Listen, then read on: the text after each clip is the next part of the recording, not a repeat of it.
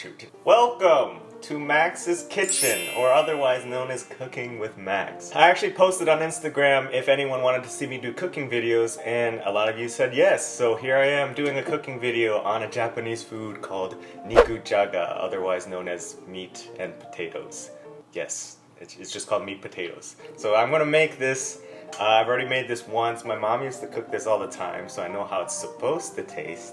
And I made it one time already, and it seemed to work out. So I'm gonna give you guys a little tutorial on how to do that. I'm basically following a recipe I found online. I'll post the link in the description, but what you're gonna need is first potato, carrots, an onion, some thinly sliced meat. Oh gosh, it's dripping. Shiitake mushrooms if you can find them. If you can't, use, I don't know, just regular mushrooms. Sake, soy sauce, and dashi. This is optional. I didn't use it last time I made it and it still tasted fine, but it's like I don't even know what it's made out of. I think it's made out of like fish flakes and stuff. But they use it a lot in Japanese food, so if you can get it, great. If you don't have it, that's fine too. Also, the recipe that I was using online called for like green beans and like this noodle stuff, but I cut that. One, because I don't like green beans, and then the noodles, I don't even know what they were called. Shirataki noodles. They're Japanese noodle, and I just didn't. I didn't, whatever. Hold on, I'm still eating. Food from breakfast. I feel like this whole setup is like that Utada Hikaru video, you know what I'm talking about? Hikari, where she's like washing the dishes. Okay, so you got the potato, you're gonna peel, actually I'm gonna do this in the trash. I'll cut this part out. Do you wanna see how fast I can peel potato? Okay, I'm stopping.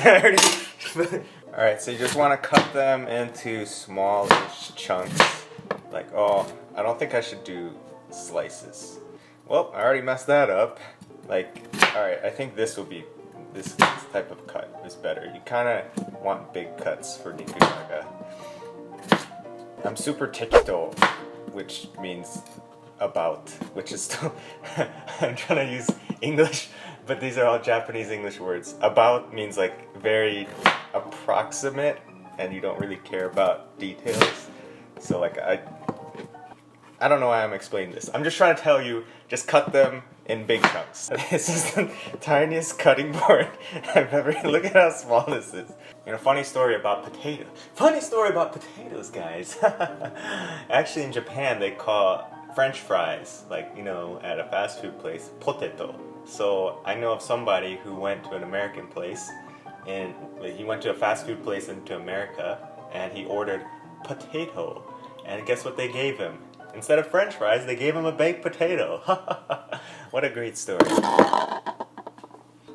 Oh, I just skipped to the next step without explaining it. You want to peel your carrots and then cut them kind of like the potatoes. So I'm going to kind of skip a step. I'm supposed to be cutting the carrots now, but I might as well already cook the meat because you're supposed to do that. So yeah, what I'm going to do is I'm going to put the meat in, cook it, take it out, and leave the juices in there because I'm going to throw the onions in there later. So I'm gonna do that real quick.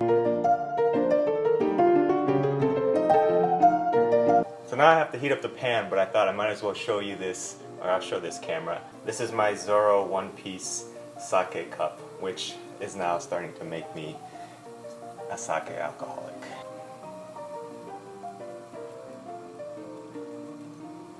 This is why cooking is amazing. This is why I love cooking. You can just do whatever you want. Like, you have a recipe, but you can just do whatever you want while you're doing it, or mix and match, whatever. Probably gonna mess this up profusely. Profusely, is that the right word to use? Profoundly? So you want meat kind of sliced like this, just FYI.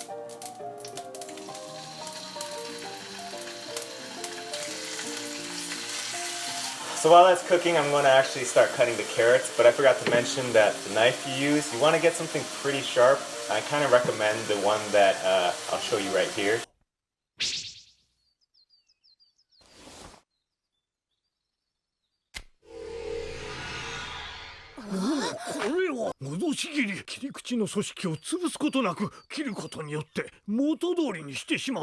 I'm not a scientist, but I'm pretty sure that's bullshit.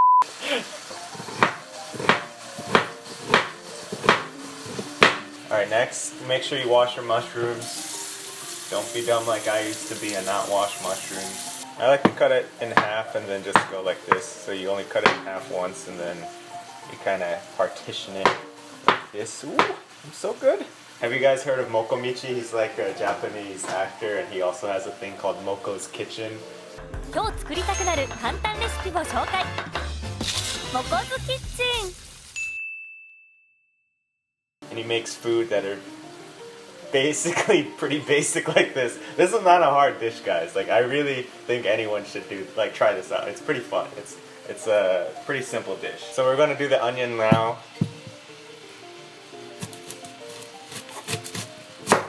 So fun fact, I don't think I actually cry when I cut onions. I've never really had like any onion problem. Yeah, I'm fine. I actually just put an onion in my eye. So I just remembered there's actually like measurements on the recipe and I'm not even looking at it. So I don't know how much onions I'm supposed to put or how much of the beef or anything. So just follow along as best as you can. Everything on that site just use as a guideline. Like you can kind of eyeball everything and it will still probably come out right. Okay, so the meat's done. I'm going to transfer it out into a bowl like they suggested, and then I'm supposed to cut the onions. Oh, also you gotta leave the juices in the meat. I mean, leave the juices in the pan from the meat. So do that. Move this out of the way, and I'm gonna turn that off for a sec. And now I just gotta finish cutting the onions, and basically I'm almost done here. So this is Max's way. I like to cut it long ways. Oh, that was such a thick slice, but it's okay. They said thick slices is what you want, so don't worry.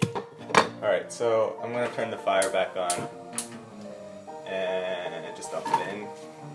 So I think this is too many onions, but okay. So the next step is to stir-fry these onions until they're translucent. Add the potatoes, carrots, and shiitake mushrooms, and then keep stir-frying for 3 minutes. Then you're gonna add the sake, boil it for like a couple minutes, and throw in the sugar. I totally forgot. You need brown sugar. It's right here. And you also need salt. I forgot to say that. But soy sauce and everything else. You kind of just throw everything else in whatever proportion you think is right. Just keep following the website, I guess. Don't follow me. Why am I even doing this video? Just follow the website, and then you're gonna cook it for like 30 minutes. So I gotta get this before these onions burn. All right, this is definitely way too many onions. All right, what was I supposed to do next? Oh yeah, you want to dump in the rest of it. This is way too much. Oh my gosh, I way overestimated this for this pan. Hold on, I might have to find a bigger pan. Okay, I'm doing a second pan because there's way too much. Okay, so the 3 minutes is up, so you're supposed to add the sake. So, how much was it? You know what, it's fine. I'm just gonna guess. Okay, yay.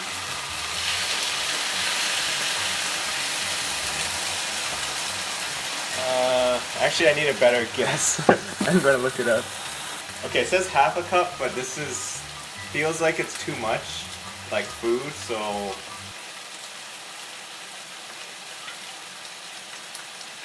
And now you gotta wait another 2 minutes for the sake alcohol to burn out.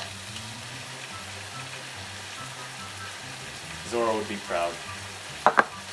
Alright, so we're basically done. You're just supposed to throw in like the dashi, the soy sauce, and the sugar next. And then you just kind of cover it up for like 30 minutes and you wait to see what happens. So this is new. I don't even know if that's too much. I feel like you're supposed to throw water in here too, but it doesn't say that. And I'm kind of confused, so. Yeah, I'm gonna put some water in.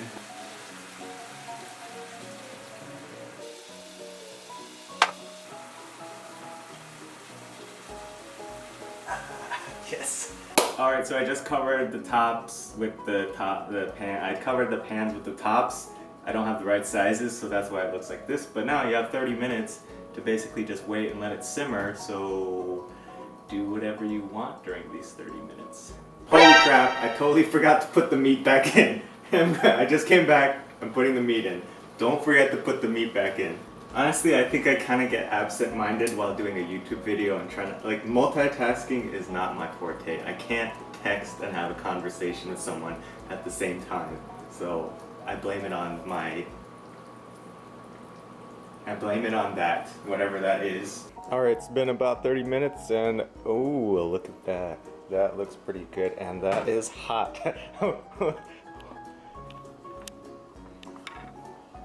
Redo. Yeah, that looks pretty good. Alright, we're gonna take it out and pair it with some brown rice.